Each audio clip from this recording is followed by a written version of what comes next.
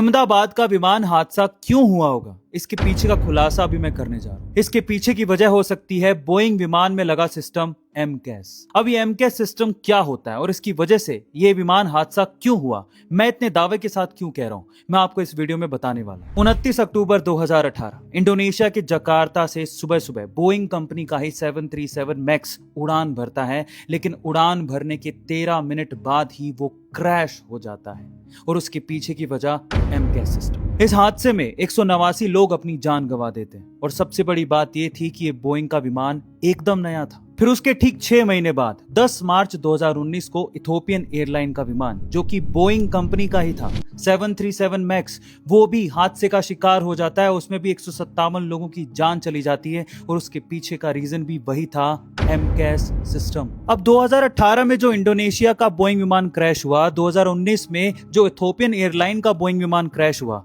और जो 2025 में एयर इंडिया का बोइंग विमान क्रैश हुआ, उन तीनों में एक चीज कॉमन है कि ये तीनों प्लेन ही टेक ऑफ के थोड़ी देर बाद ही क्रैश कर गए, जिसमें से 2 की वजह एमकेएस सिस्टम है। क्या तीसरे की वजह भी एमकेएस सिस्टम है?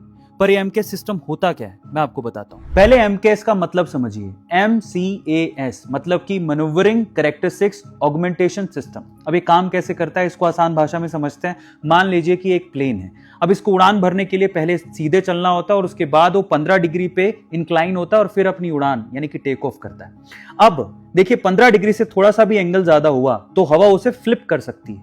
इससे बचने के लिए पीछे एमकेएस सिस्टम लगा होता है, जो कि कैसे काम करता है। आगे एक सेंसर होता है जो कि इंडिकेशन देता है कि 15 डिग्री से एंगल ज्यादा जा रहा है, तो ये सेंसर जैसे ही इंडिकेशन देता है एमकेएस सिस्टम को, ये फ्लिप को नीचे कर देता है, पीछे जो पंख लगे होते हैं उसको नीचे कर देता है, तो ये वापस डिक्लाइन होने लगता है। लेकिन अगर आगे का सेंसर थोड़ा खराब भी हुआ या किसी चीज से टकरा गया, टूट गया, तब भी एमकेएस सिस्टम एक्टिवेटेड हो जाता है और वो क्या करता है, प्लेन को नीचे धकेलना शुरू कर देता है। यही सेम सिस्टम माल फंक्शनिंग 2018 के इंडोनेशिया के बोइंग के साथ भी हुआ था, 2019 के इथोपियन बोइंग के साथ भी हुआ था और हो सकता है कि इस बार एयर इंडिया के बोइंग के साथ भी यही प्रॉब्लम हुई होगी। और अगर एमकेएस सिस्टम ही इस विमान हादसे के पीछे की वजह है, तो इस विमान हादसे के पीछे का जिम्मेदार बोइंग कंपनी है और कोई नहीं। पर यह मैं आपको बता दूं कि एमकेएस सिस्टम सिर्फ बोइंग के विमानों में ही लगा होता है, दुनिया के और किसी विमान में नहीं लगा होता।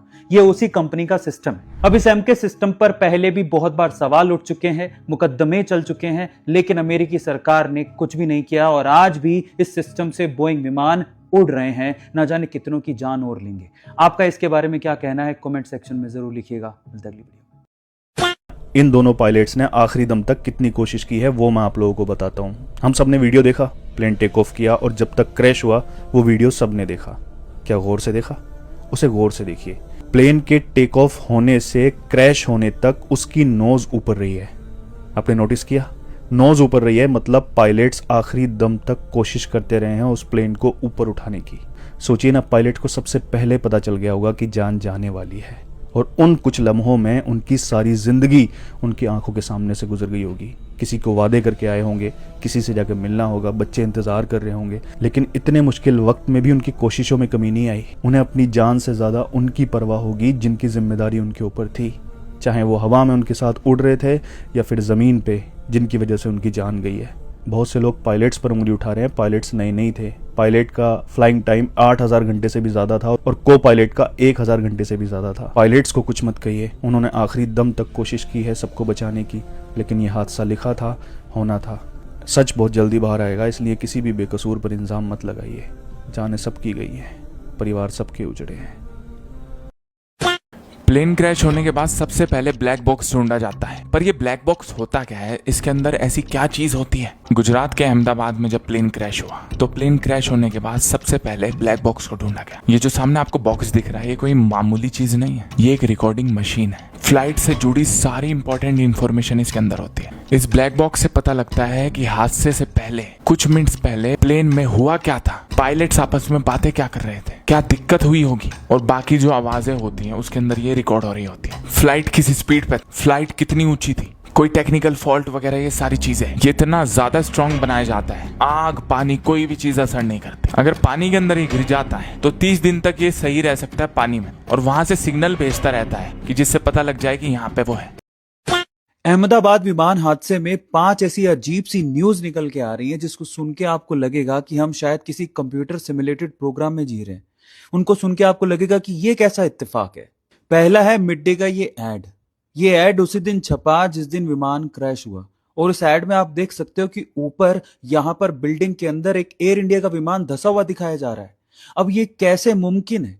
कोई एड अगर बना भी देगा तो प्लेन दिखा देगा, लेकिन प्लेन पे एयर इंडिया लिखा हुआ, ये कैसा इत्तेफाक है? दूसरा अजीब इत्तेफाक है गुजरात के एक्स सिम रूपानी जी की गाड़ियों का नंबर।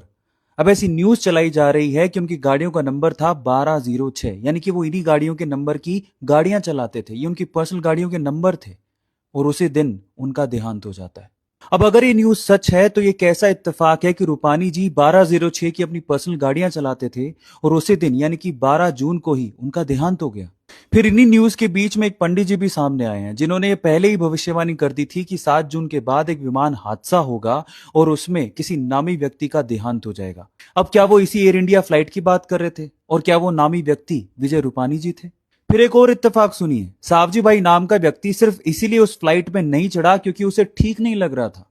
उसकी फ्लाइट में टिकट्स पहले से बुक्ड थी, लेकिन फिर भी वो फ्लाइट पे नहीं चढ़ा। फिर ऐसे एक इत्तेफाक भूमि चौहान नाम की लड़की के साथ भी हुआ। उसको इसी फ्लाइट से लंदन जाना था, लेकिन अहमदाबाद ट्रैफिक की वजह से वो 10 मिनट लेट हो गई और उसकी फ्लाइट मिस हो गई। अब अगर वाकई ये खबरें सच हैं तो इन सब खबरों को सुन के आपको नहीं लगता कि हम लोग एक कंप्यूटर सिमुलेटेड प्रोग्राम में रह रहे हैं? पर जो भी हो, ये विमान हादसा बहुत ही दुखद है। अब जिन भी लोगों ने इसमें अपनी जान गंवाई है, भगवान उनकी आत्मा को शांति दे।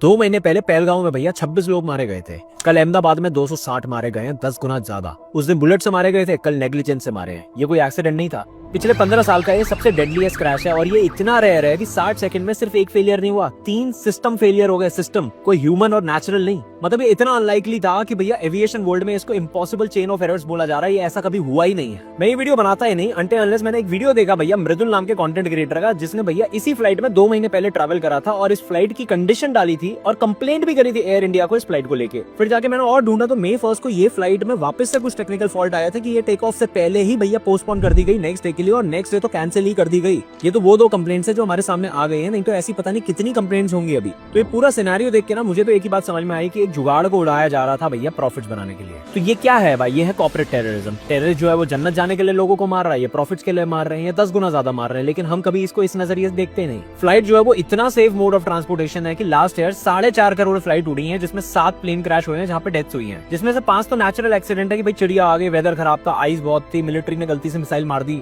और 2 में सिस्टम फेलियर हुआ है जो भैया पुराने और छोटे हवाई जहाज थे जहाँ पे मरे भी 1-2 लोग हैं, वहाँ पे रिस्क ऑलरेडी ज्यादा था। हम वो सेम चीज यहाँ 250 लोगों के साथ कर गए। अब इसमें करो सर्जिकल स्ट्राइक भाई, जिसकी रिस्पॉन्सिबिलिटी थी उसको जेल में डालो, और अगर जान के बदले जान वाली फिलॉसफी है तो उसको भी मार दो, वॉर कर दो। लेकिन ऐसा होगा नहीं ना मेरे भाई।